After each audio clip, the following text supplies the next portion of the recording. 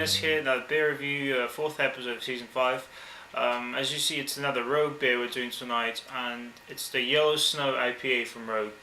Now it's a bomber bottle, and they started selling this one in Ontario. I was quite, surprised to see it at the website, which I regularly check while here in Montreal. So I sort of know what's in store for the next time I come visit, which is about 4 times a year, I guess.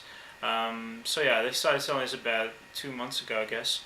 There's a few things I don't like about this very bottle. Actually, the whole batch, the whole order of what they had at the store was the same.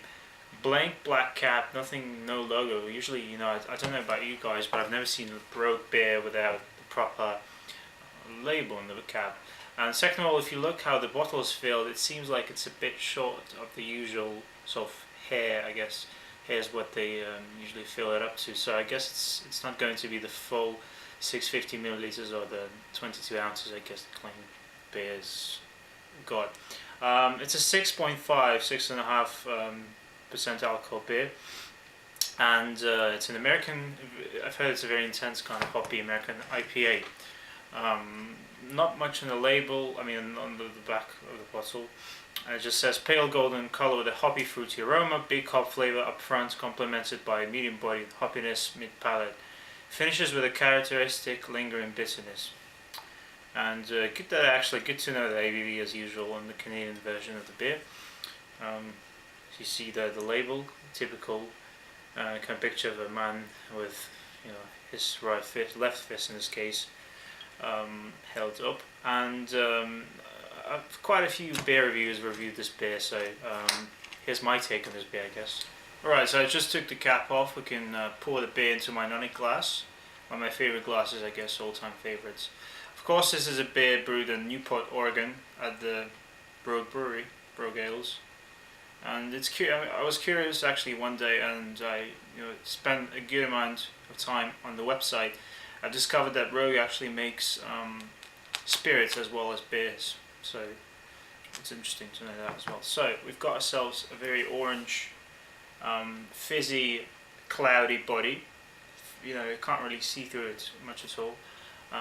Nice frothy head, about a finger, 2 fingers. Yeah, quite a few bubbles actually everywhere. Very intense citrusy hops. Less grapefruit, I guess. It's more orange and lemon on that side. But you get a fair amount of that resinous hops as well. A bit piney, but I guess the citrus is prevalent. Actually now I'm getting a bit more grapefruit, but not the ruby red, I guess the regular kind of yellow grapefruit.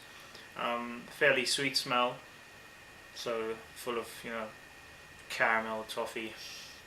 And now I'm getting like peach or mango. That's something new to me. I've heard it's a typical thing for some typical tasting notes for some West Coast IPAs, but I guess I haven't had them yet. So definitely mango now. So taste test.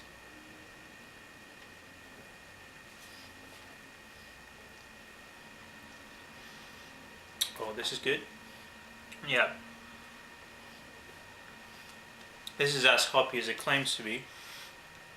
Sort of a very intense, powerful bite at front, with a very juicy fruitiness to it. Again, probably orange and mango and peach, and then sort of fades away a little bit, lingering bitterness. But I guess the hops are not as powerful in the aftertaste as they were in the up front in the first sip. Definitely nice and crisp, very pronounced flavour, and some lively carbonation, and definitely taste that Packman yeast, which is used in most Rogue ales, but in this case it's very nice. It's right where it has to be, where it's required. Not much yeast at all, I guess. It's just in the back. So fruity. I've heard some people say this is good as as far as hops go, but some people say it's not well balanced. At this point, I think there's enough sweetness to back it off. It's not just the bitterness. There's much more going on. I definitely like that mango in the beer. Alright, so I'm back. Amazing beer, actually. Didn't expect it to be as good. From all the reviews I've read on the net, people say this is not really balanced, but I didn't find this to be the truth, I guess, at least for my taste and preference. What really struck me with this beer is that the citrus and the tropical fruit notes you get are so intense, and they work really well to sort of mellow down the bitterness which is there, and the hoppiness is very strong in this beer. I guess I could sort of, agree with the people who say there's not enough malts to balance it off. Per se, there's no, apparent kind of really strong malty, grainy taste, but it's a sweet beer. I found this to be fairly sweet, and the citrus notes and the fruitiness really works well to sort of counterpart the bitterness. So as far as drinkability goes, this beer is excellent. I don't really feel the alcohol at all. Maybe I feel it, but don't really taste it in the beer at all.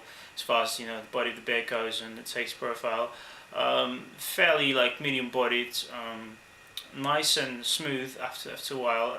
In the beginning it was nice and crisp, but then kind of mellowed down. Nice head retention has been a while, and it's still easy to revive it. Pretty good lacing, and all in all, it's very tasty IPA. It's one of the best I've had in my life, and this is I'll keep exploring the style with time. But as far as the grade goes, I'll give this a nice 9 out of 10. I could have given it a 10, but I want to be fair. I want to be more fair. There's some problems with this beer, really tiny, small issues, I guess.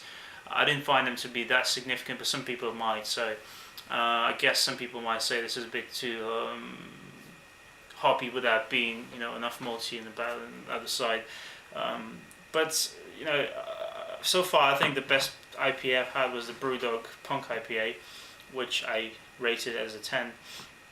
But this beer is very close, if not better. Maybe they're different. This one is more fruity. That one's more it wasn't as hoppy as this one. But next time I'm in Toronto, which is probably for my birthday, which is about 3 weeks and a little bit, I'll go and buy some more of these beers, and I'll probably compare it with the Brewdog Punk IPA, which they probably sell now, I think, there as well. So I'll see which one takes my heart for now. But all in all, it's a great beer. I really recommend this. So Rogue Yellow Snow IPA, 9 out of 10. Not the best name I found, this beer, but I forgive them the name. It's a fairly catchy name, but the beer is really tasty. So stick to the beer, guys. See you next time.